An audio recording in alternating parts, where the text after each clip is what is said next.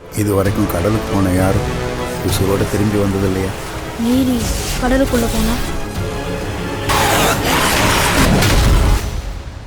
Good bad அக்லியோட வளர்ச்சி அப்படின்னு சொல்லுவாங்க இல்லையா? அதில் குறிப்பாக கேரளா வந்து விஜயோட கோட்டைன்னு தெரியும். விஜய் அவர்கள் தான் அந்த கேரளாவை ஆண்டுகிட்டு இருக்காருன்ற மாதிரி அவ்வளோ ஃபேன்ஸ் இருக்காங்க. அப்படி இருக்கும்போது அங்கே இந்த குட் பேட் அக்லி நல்ல விலைக்கு விற்றுருக்கு அப்படின்ற மாதிரி செய்தியை பார்க்குறோம். எனக்கு தெரிஞ்சு இந்த குட் பேட் அக்லி கண்டிப்பாக அந்த முதலாள் வசூலுங்கிற ஒரு சாதனை இருக்குல்ல, அதை முறியடிச்சிரும்னு சொல்கிறாங்க. ஷார்ட்டாக ஒரு 40 கோடி அடிக்கும். இது வரைக்கும் வந்த டீசர்கள், குறிப்பாக ஏகே அவர்கள் டீசர்லாம் தாண்டி ஒரு பெரிய சாதனை படைச்சிருக்குன்றாங்க. அந்த அளவுக்கு டீசர் கட்டே இவ்வளோ மாசா இருக்கு அப்படின்னா, இதில் வரக்கூடிய ஒவ்வொரு சீனும் படத்தில் அங்கே வந்துச்சுன்னா எப்படி இருக்கும்? வாரிசாக இருக்கட்டும், லியோவாக இருக்கட்டும், கொடுக்கப்பட்ட விலைங்கிறது ஆல்மோஸ்ட் அந்த ஒரு படத்துக்கும் இன்னொரு படத்துக்குமே டபுள் ரேட்டில் கொடுத்து தான் வாங்கியிருக்காங்க. ஆனால் விஜய் படம் வந்துட்டு லாங் ரன்ல ஓடுறதுனால என்ன ஆகுது அப்படின்னா, அதாவது அந்த போட்ட காசு வந்துடுது. அஜித் அவர்களுடைய படத்துக்கு இது வரைக்குமே ஒரு பெரிய விலை கொடுத்து வாங்கும் போது கேரளாவை பொறுத்த வரைக்கும் என்ன ஆகுது அப்படின்னா, அந்த அமௌண்ட்டை எட்டுறதுக்குன்ற டைம் பீரியட் இருக்குல்ல, அந்த டைம் பீரியட் வந்துட்டு பெரும்பாலும் அஜித் அவர்களுடைய படத்துக்கு இல்லை. கூட மற்ற மலையாள படங்கள், மம்முட்டி மோகன்லால் படங்கள் வந்தாலும் இது சாலிடாக ஓடிக்கிட்டே இருக்கணுங்கிற இந்த ஒரு ஸ்ட்ரக்சர் வந்துட்டு கேரளா உண்டு. இதை வந்துட்டு பீட் பண்ணி குட் பேட் அக்லி வந்து வசூல் பண்ணுமா அப்படிங்கிறது மிகப்பெரிய ஒரு கேள்வி. இது அப்படியே பார்த்தா 10 மங்காத்தா மாதிரி இருக்கு.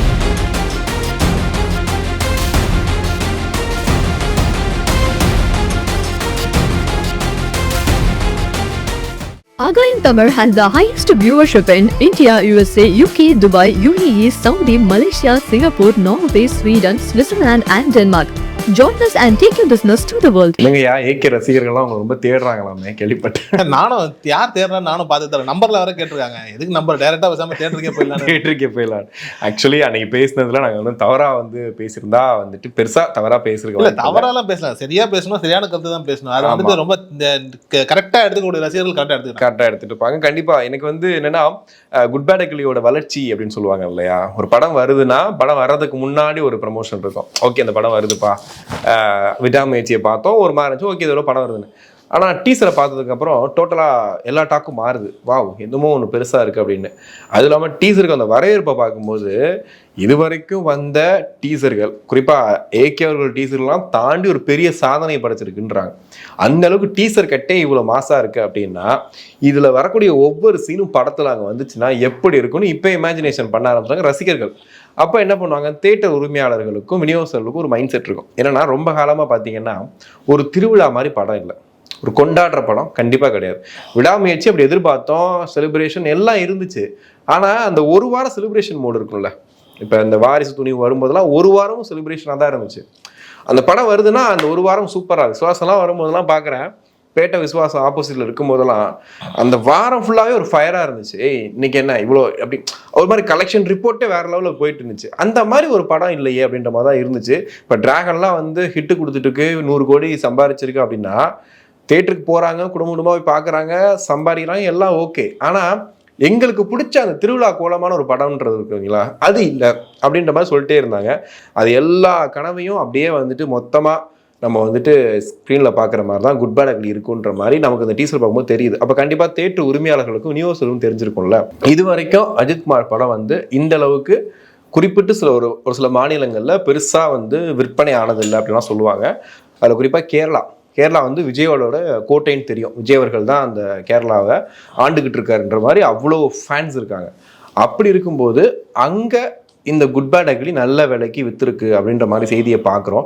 அப்படின்னும் போது நமக்கு ஆச்சரியமா இருக்குது. பரவாயில்ல, இந்த விஷயம் நடக்கிறதே ஒரு பெரிய ஆச்சரியமான விஷயமா இருக்குது. ஏன்னா இவ்வளோ வருஷங்கள், இவ்வளோ காலங்களில் வந்துட்டு ஒரு பெரிய எதிர்பார்ப்போடு ஒரு படம் வருதுன்னா விஜய் படத்தெல்லாம் சொல்லிட்டே இருப்பாங்க, இல்லைங்க லியோ வேற லெவல், பீஸ்ட் அப்படின்லாம் சொல்லிட்டு இருந்தாங்க. எனக்கு அந்த விஷயங்கள்லாம் தாண்டி இன்னைக்கு வந்துட்டு வருது பெரிய விஷயமா தெரிஞ்சு. இன்னொன்று, இந்த ஃபர்ஸ்ட் டே வசூலுங்கிறது ரொம்ப முக்கியம்.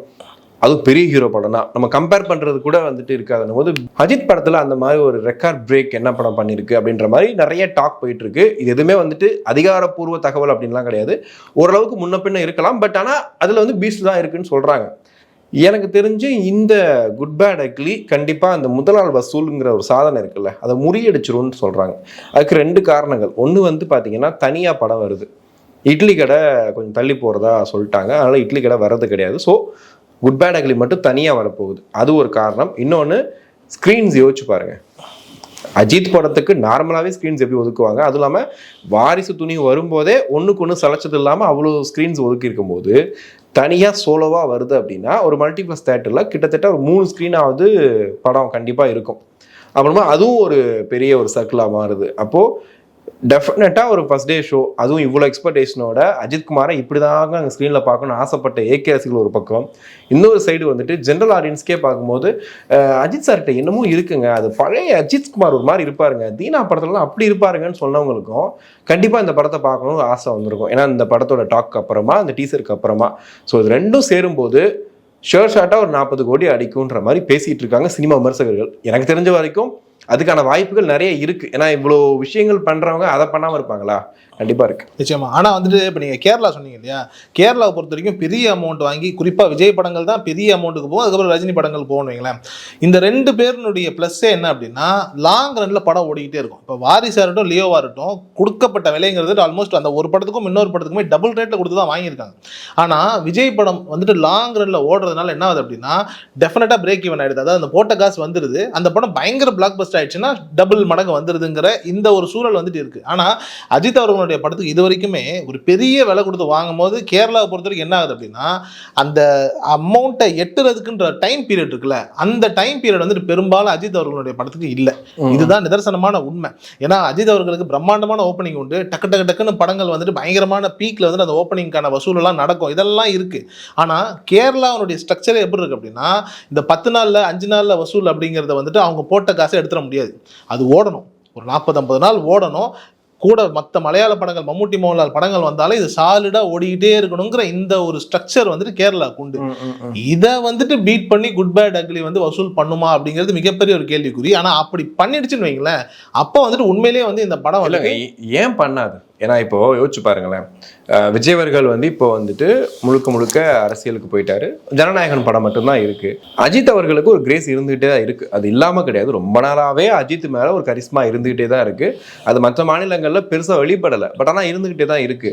இப்போ இந்த டைமும் பார்த்தீங்கன்னா விஜய் சார் இல்லைன்றது ஒரு விஷயம். இன்னொன்று போட்டிக்கு எந்த படமும் கிடையாது. ஏதோ ஒரு படம் வருதுன்னா கூட நம்ம ஏதாவது யோசிக்கலாம், இந்த படம் வருது அந்த படம் வருது. மோகன்லால் மம்முட்டி படங்களும் பெரிய அளவில் ஒரு பெரிய போட்டியாக இருக்கானா கிடையாது. இன்னொன்று இவ்வளோ நாள் வந்த படங்களுக்கும் குட் பேட் அக்லி நிறைய வித்தியாசம் இருக்குது. இப்போ விடாமுயற்சி வரைக்கும் பார்த்தீங்கன்னா அஜித் சார் படம் வருது, ஒரு பெரிய ஆர்ப்பாட்டம் இல்லாத ஒரு ட்ரெய்லர் கொடுத்தாங்க, படம் வந்துச்சு. படமும் பெரிய ஆர்ப்பாட்டம் கிடையாது, அவரோடைய கேரக்டர் மட்டும் நமக்கு தனியாக தெரிஞ்சது. படம் வந்து ஒரு நார்மலான ஒரு வெற்றி அடைஞ்சது, நல்ல படம் அப்படின்ற ஒரு பேர் வாங்கிட்டு அந்த படம் போயிடுச்சு. ஆனால் அஜித்குமார் படமா அந்த மாதிரி ஒரு இருந்துச்சா? ஏன்னா நம்ம இந்த வேதாளம்லாம் பார்க்கும்போது பார்த்தீங்கன்னா ஸ்க்ரீனே தெரிச்சிச்சு, அந்த அளவுக்கு பயங்கர மாசு படம், அவ்வளோ விஷயங்கள் அந்த படத்தில் இருந்துச்சு.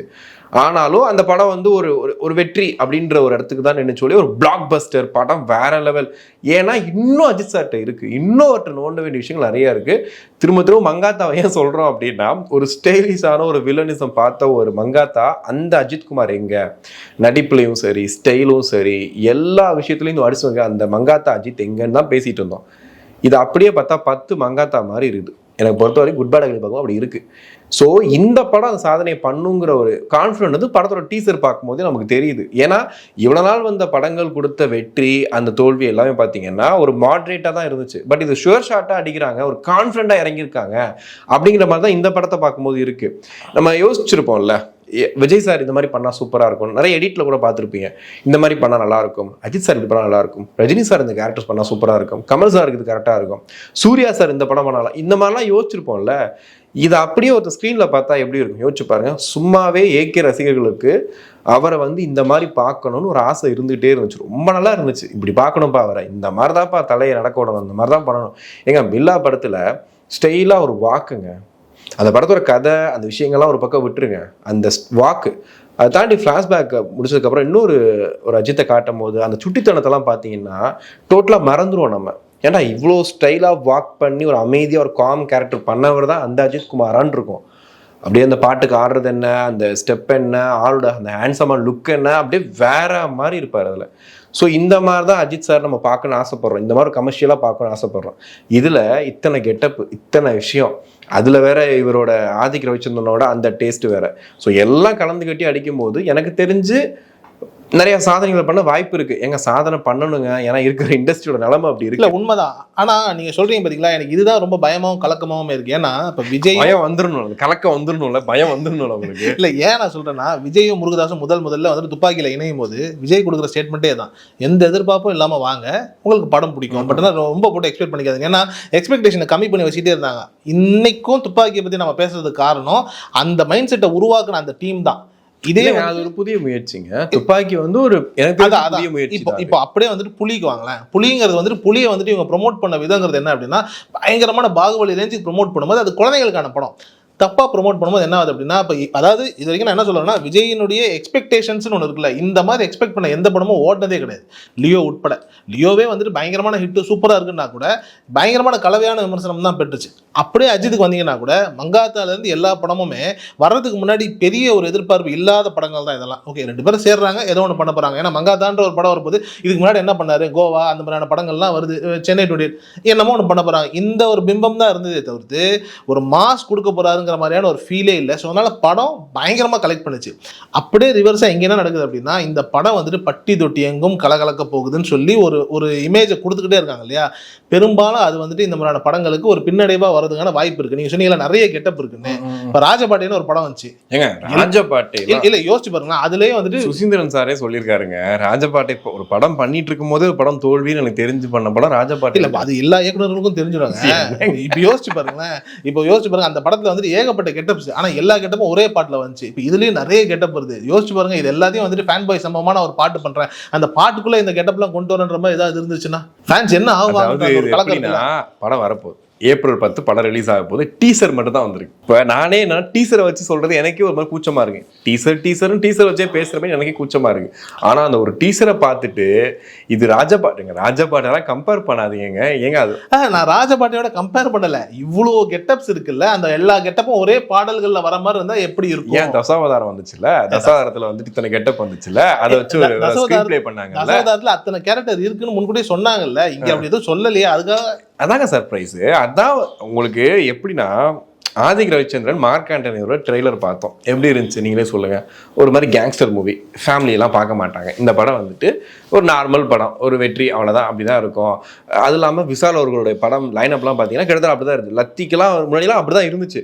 இல்லைங்க இது ஒரு மாதிரி கமர்ஷியல் படங்க, இது இன்னும் பெரிய ஜாலியாக ஏதோ பாட்டெலாம் போடுறாங்க அப்படிலாம் சொன்னாங்க. சிலுக்கு உள்ள கொண்டு வந்து ஒரு மாதிரி ஒன்று பண்ணி ஒரு பயங்கர காக்டெயில் மாதிரி கொடுத்தாரா. விஷாலோட அனகொண்டாவே உள்ள கொண்டு வந்தாங்க. எஸ், எல்லாமே அதாவது நெகட்டிவா நீ என்னெல்லாம் பேசுன்னு தெரிஞ்சுக்கிட்டு எல்லாத்தையும் பாசிட்டிவா மாத்தினாரா. அதே மாதிரி எனக்கு இதில் பார்க்கும்போது அஜித் சார் குண்டா இருக்காரு, ஒல்லியா இருக்காரு, அவருக்கு தொப்பை இருக்கு, அது இருக்குன்னு கலாச்சாரங்களுக்கு பதில் சொல்ற மாதிரியும் படத்துல விஷயங்கள் இருக்கு.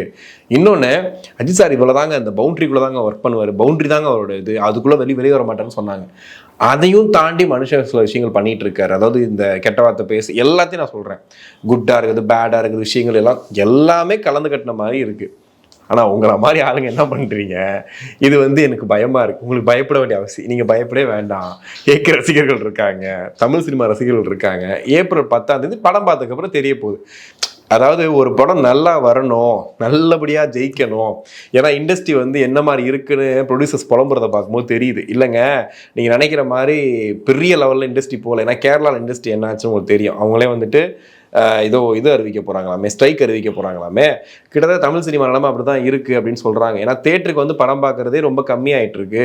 போஸ்டர் பார்த்துட்டு இந்த படத்தை ஓடிடிலே பார்க்கலாமே நினச்சிட்டு இருக்கவங்களாம் இருக்காங்க. ஸோ அவங்கள தேட்டருக்கு கூப்பிட்டு வர முயற்சி தான் இந்த மாதிரி பெரிய பெரிய படங்கள் வருது. அதில் ஒரு படம் தான் அஜித்தோட இந்த படம் வருது. இதை தாண்டினா அஜித் சார் இப்படி பார்க்கணும்னு ஆசைப்பட்ட ரசிகர்களுக்கும் ஒரு பெரிய ட்ரீட்டாக வருது. வரட்டும், நல்லது தாங்க. இப்போ நீங்கள் சொன்னீங்க இல்லையா, இப்போ பெரிய பெரிய நடிகர்களுடைய படங்கள் வரும்போது பெரிய பெரிய வசூல் வரும் அப்படின்னு.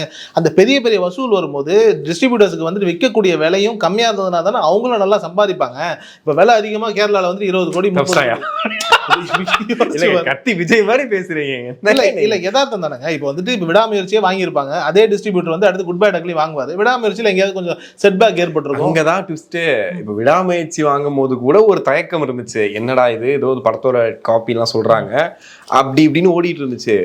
குட் பை டக்லி டீசரை பார்த்ததுக்கு அப்புறம் இதுல வேற என்னன்னா எனக்கு அது பயமா வேற இருக்கு. நீ சொல்ற அந்த மாதிரி எனக்கு இருக்கு. என்னன்னா லியோல சொல்லிட்டு இருந்தாங்கல்ல, இது வருது, அது வருது, பூனை வருது, புலி வருது, அது மாதிரி இதுலயுமே பாத்தீங்கன்னா கிட்டத்தட்ட நிறைய விஷயங்கள் சொல்றாங்க. கேமியர் ஒருத்தர் வராரு, நீங்க பாருங்க செதறும் தேட்டருன்றாங்க. கிளைமேக்ஸ்ல ஒரு சீன் வச்சிருக்காங்க பாருங்க, வேற மாதிரி இருக்கு அப்படி. இதெல்லாம் கேட்கும்போது கொஞ்சம் பயம் இருக்கு எனக்கு, அந்த பதட்டம் இருக்கு. இப்ப எனக்கு என்ன பயம்னா, இந்த கேமியோல வர்றதே அஜித்தினுடைய முந்தைய படத்துல ஏதாவது ஒரு கேரக்டர், இப்ப கிளைமேக்ஸ்ல வர்றதும் செதறது வந்துட்டு இன்னொரு ஒரு கேரக்டர்னா அதுதான் கொஞ்சம் அதான் டீசர்ல காமிச்சிட்டாங்கல்ல. அதான் அது எல்லாமே அந்த மாதிரி செதற மாதிரியான ஒரு பாயிண்ட்ல அஜித்தே வந்துட்டாருன்னா, அதாவது இருக்குமோ நடக்குமா ஒருவேளை இருக்குமோ அப்பெல்லாம் யோசிக்காதீங்க, வரட்டும். படம் வந்ததுக்கு அப்புறம் கண்டிப்பா நான் திரும்ப திரும்ப சொல்றேன், எனக்கு ஆதிக்கு மேல ஒரு அபாரமான நம்பிக்கை இருக்கு. என்ன காரணம் அப்படின்னா, இவ்வளவு நாள் பண்ணவங்க அஜித் ரசிகர்கள், அவங்களுக்காக படம் பண்றோம்னு சொல்லுவாங்க. சில பேர் இல்லைங்க அஜித் சார் இப்படி பார்க்கணும்னு சொல்லி டேரக்டர் மைண்ட் செட்லேயே போவாங்க. பண்றதே பெரிய ஃபேனு, பண்றாலே வெறி பிடித்த அஜித் ரசிகர். ஸோ அவர் மைண்ட்ல எப்படி இருக்கும், சும்மா விடுவாங்களா? யோசிச்சு பாருங்க. இத்தனை ஆண்டு காலமா ஒரு மனுஷன் எவ்வளவோ கஷ்டப்பட்டு நொந்து நூலாகி இன்னைக்கு இந்த ஸ்டார் பொசிஷன்ல இருக்கார் அஜித்குமார். அவரை இப்படி பார்த்துட்டு இருக்கும்போது டக்குன்னு ஒரு ஆள் உள்ள புகுந்து ஏதாவது ஒன்று பண்ணிட முடியுமா? இல்லை வந்து ஒரு சாட்டிஸ்ஃபேக்ஷன் இல்லாத ஒரு படத்தை கொடுத்துட முடியுமா?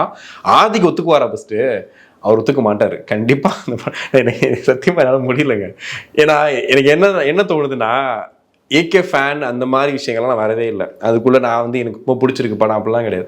ஒரு படம் வரட்டும், வந்ததுக்கு அப்புறம் அதை கொலை பண்ணுங்க, நீங்க என்னன்னாலும் பண்ணுங்க, இது பண்ணுங்க. வர்றதுக்கு முன்னாடியே இந்த படத்துல இது இருந்தா எப்படி இருக்கும்? இல்லங்க அது பாசிட்டிவா இருக்கணும்ன்றதுக்காக தான் சொல்றேன். பிரார்த்தனை பண்றீங்க நீங்க. இந்த ரேட், ஆமா இந்த ரேட் சொன்னீங்க இல்லையா, இந்த ரேட்டு தான் கொஞ்சம் எப்பவுமே கலக்கமாவே நமக்கு தோணும். இது கம்மியாவே இருந்து நார்மலாவே இருந்தா அது வந்துட்டு, ஏன்னா பெரும்பாலான படங்கள் வந்துட்டு சர்ச்சையா வருது அந்த ஒரு ரேட் தான். அதாவது நாங்க எக்ஸ்பெக்ட் பண்ணி வாங்குவாங்க, பட் படம் வந்து சரியா போகல அப்படிங்கிற மாதிரியான ஒரு இமேஜ் ஒன்று வந்துகிட்டே இருக்கும். அதுக்காக தான் சொன்னேன். பட் இதெல்லாம் தாண்டி நீங்க சொன்னீங்க ஆத்விக் மேல பயங்கரமான வந்துட்டு உங்களுக்கு நம்பிக்கை இருக்குன்னு.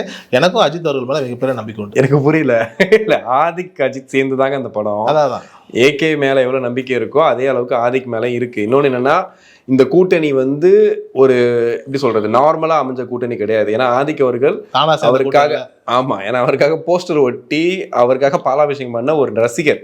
அவர் இன்னைக்கு படம் பண்றாரு, அவருக்கு ஒரு பெரிய பெருமையாவும் நினைக்கிறேன். கூட தான் பீஸ்ட்ல வந்துட்டு விஜய்க்காக அதுக்கு முன்னாடி எல்லாம் போஸ்டர் ஒட்டினவர் எல்லாமே நடந்ததுதான். ஏங்க இங்க பாருங்க, அதாவது எப்படி சொல்றது, ஒரு சில விஷயங்கள் தவறலாங்க, எல்லாமே தவறாது. ஓகேவா? எனக்கு நம்பிக்கை இருக்கு, ஏக ரசிகர்களுக்கு நம்பிக்கை இருக்கு. நான் என்ன சொல்றேன், எது பேசினாலும் நம்பிக்கை. இப்ப நானே சொல்றேனே, ஏப்ரல் 10க்கு அப்புறம் பேசலாம்.